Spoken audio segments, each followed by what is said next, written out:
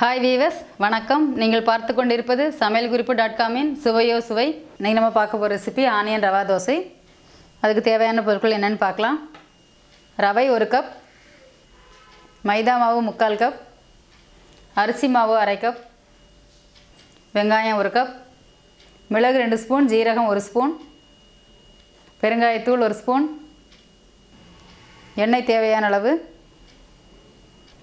உப்பு தேவையான அளவு. மாவு எப்படி கரைக்கிறதுன்னு பார்க்கலாம்.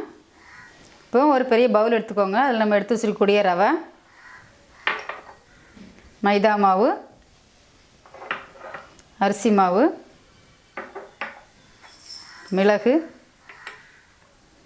ஜீரகம், பச்சை மிளகாய், பெருங்காயத்தூள், இப்போ தேவையான அளவு உப்பு போட்டுக்கலாம்.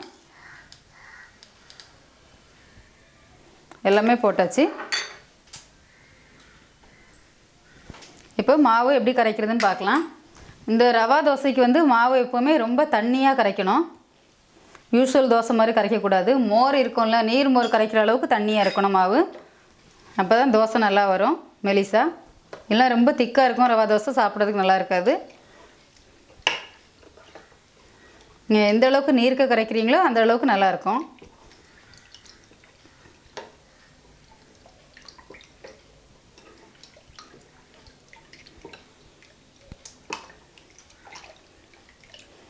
மாவு இந்த மாதிரி நல்லா தண்ணியாக கரைச்சிக்கணும். கரைக்கும் போதே மாவு இந்த ரவை ஊற ஊற மாவு கெட்டியாகிடும். ரவை கெட்டி ஆகிடுச்சு அப்படின்னு சொன்னால் கொஞ்சம் தேவையான அளவு தண்ணி ஊற்றிக்கலாம். இப்போ மாவு கெட்டியாக தான் இருக்குது. இப்போ இன்னும் கூட தண்ணி ஊற்றிக்கலாம். நம்ம நீர் மோர் குடிப்போம்ல, அந்தளவுக்கு தண்ணியாக இருக்கணும் மாவு. அப்போ தான் தோசை நல்லா மெலிசாக வரும். இந்த அளவுக்கு இருக்கணும். இதை நீங்கள் ஒரு 2-3 தோசை ஊற்றும் போது அடியில் இருக்க மாவு கெட்டியாகிடும். அப்போ இன்னும் கொஞ்சம் தண்ணி ஆட் பண்ணிக்கிட்டிங்கன்னா மாவு தண்ணியாக இருக்கும். அப்போ ஊற்றுறதுக்கு ஈஸியாக இருக்கும்.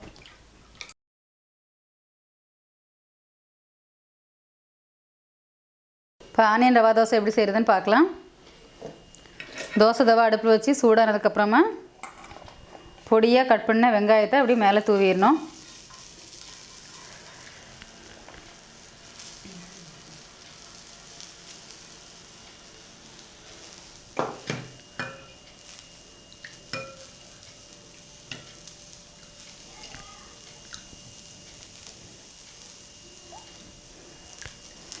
இப்போ நம்ம கரைச்சி வச்சிருக்கக்கூடிய மாவை இதில் அப்படியே மெலிசாக ஊற்றணும்.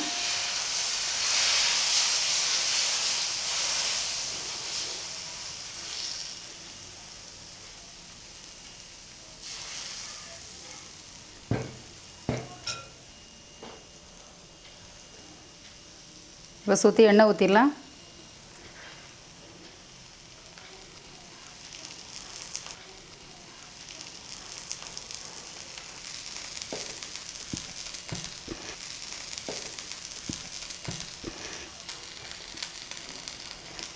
இது ரவா தோசை திருப்பி போட முடியாது. ஆனியன் ரவா தோசை ஒரே பக்கமாக தான் வேகணும். அதனால் அடுப்பை சிம்மில் வச்சுட்டு கொஞ்சம் வேக வைங்க.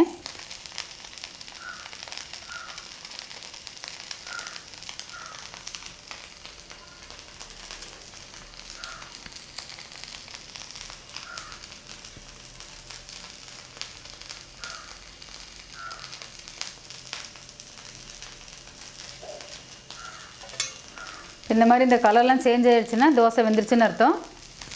அடுப்பை சிம்மில் வச்சுட்டு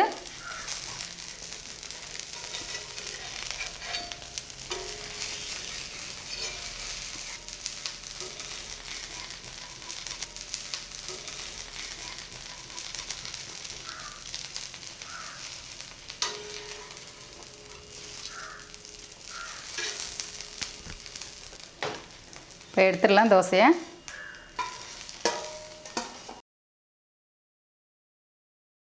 இந்த ரெசிபியை நீங்கள் வீட்டில் செஞ்சு பாருங்கள். இது உங்களுக்கு ரொம்ப பிடிக்கும்னு நினைக்கிறேன். இது பற்றின கருத்துக்களை கமெண்ட்ஸில் சொல்லுங்கள். இது உங்களுக்கு பிடிச்சிருந்ததுன்னா லைக் பண்ணுங்கள் அண்ட் உங்கள் ஃப்ரெண்ட்ஸுங்களுக்கு ஷேர் பண்ணுங்கள். நன்றி, வணக்கம்.